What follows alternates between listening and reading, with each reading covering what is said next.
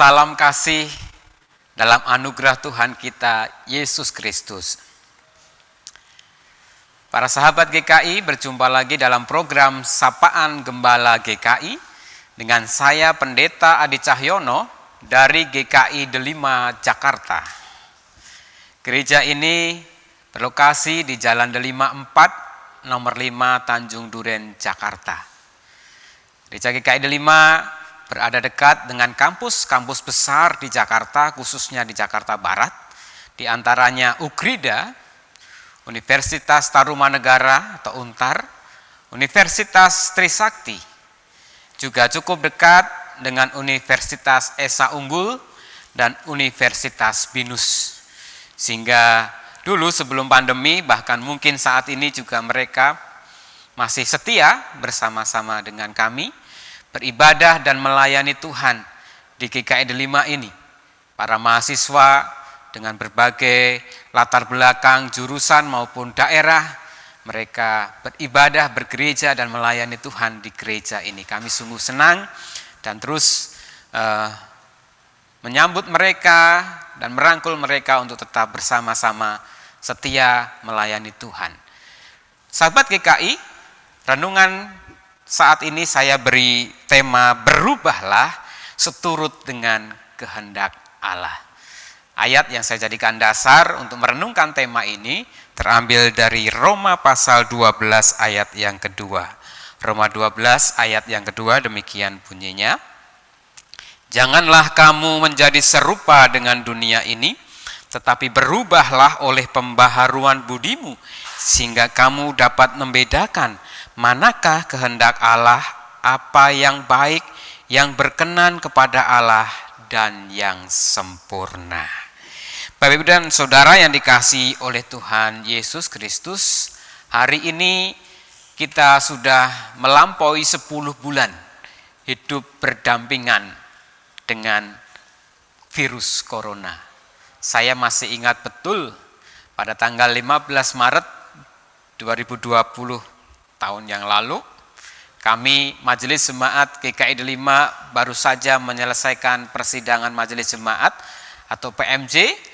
Kami sudah menyusun beberapa skenario untuk antisipasi karena COVID-19 sudah dinyatakan pandemi oleh WHO, tapi jam 5 sore atau pukul 17.00 kurang lebih pada saat itu Presiden Joko Widodo melakukan jumpa pers memberitakan bahwa semua kegiatan harus dilakukan dari rumah, utamanya bekerja, sekolah, dan beribadah.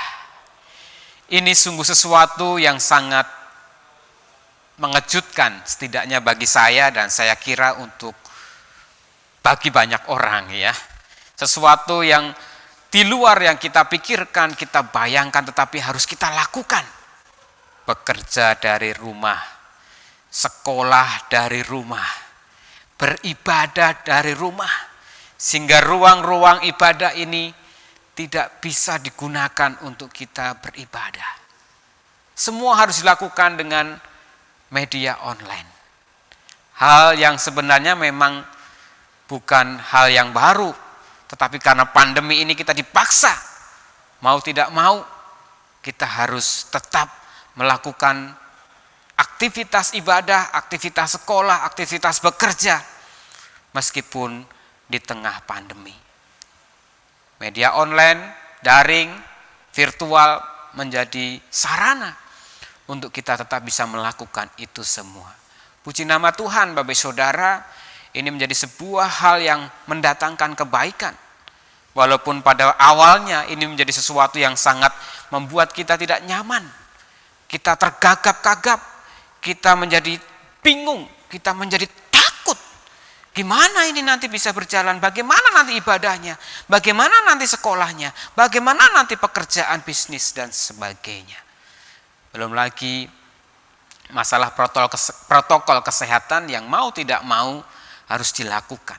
Baik saudara, ada banyak hal yang dipaksakan untuk kita harus berubah agar kehidupan ini tetap bisa berjalan, termasuk kehidupan peribadatan kita. Bapak kasih dalam Tuhan Yesus Kristus, pertanyaan efektif yang saya ajak untuk kita kembali tetap renungkan sampai dengan saat ini. Apakah ketika kita melakukan perubahan-perubahan itu, kita lakukan karena terpaksa?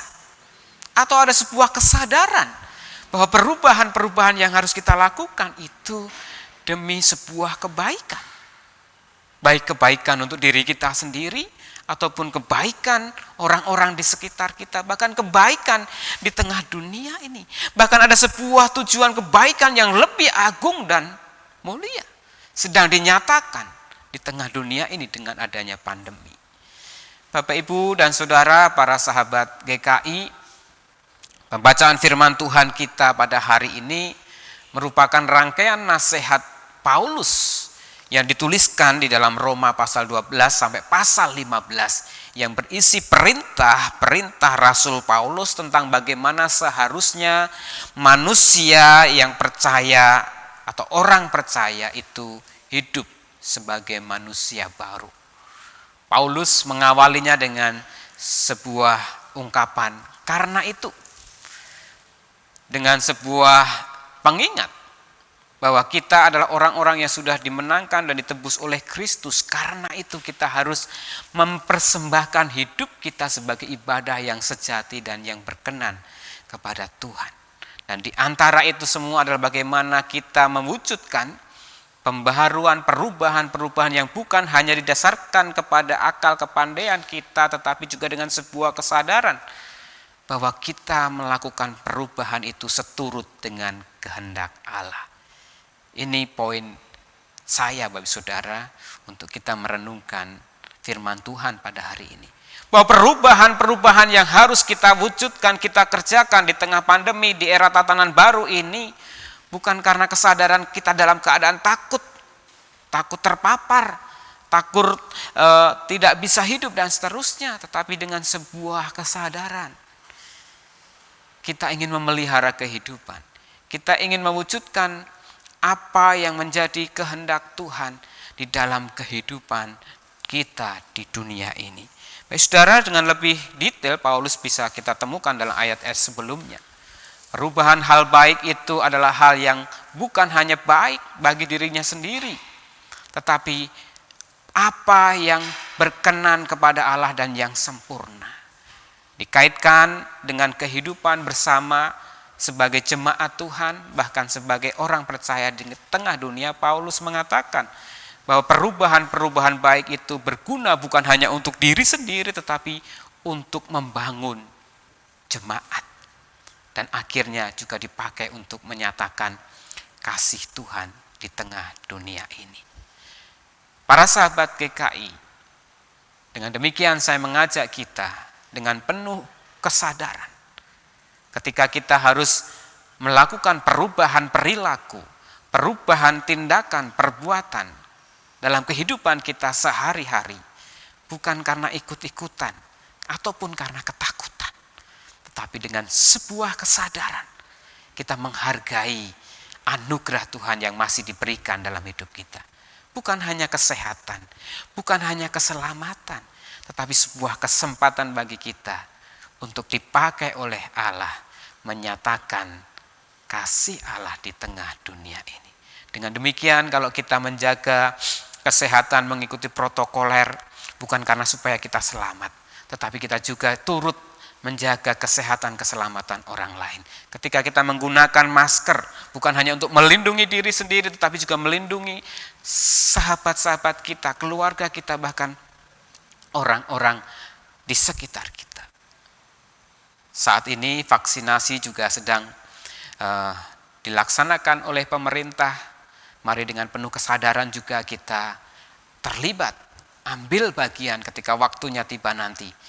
Kalau memang memungkinkan syarat-syarat untuk dilakukan imunisasi itu, mari kita mengikutinya dengan penuh kesadaran. Kita ingin mewujudkan kehidupan yang lebih baik, yang lebih sehat, sehingga itu semua nanti bisa mendatangkan kebaikan bagi kehidupan di dunia ini.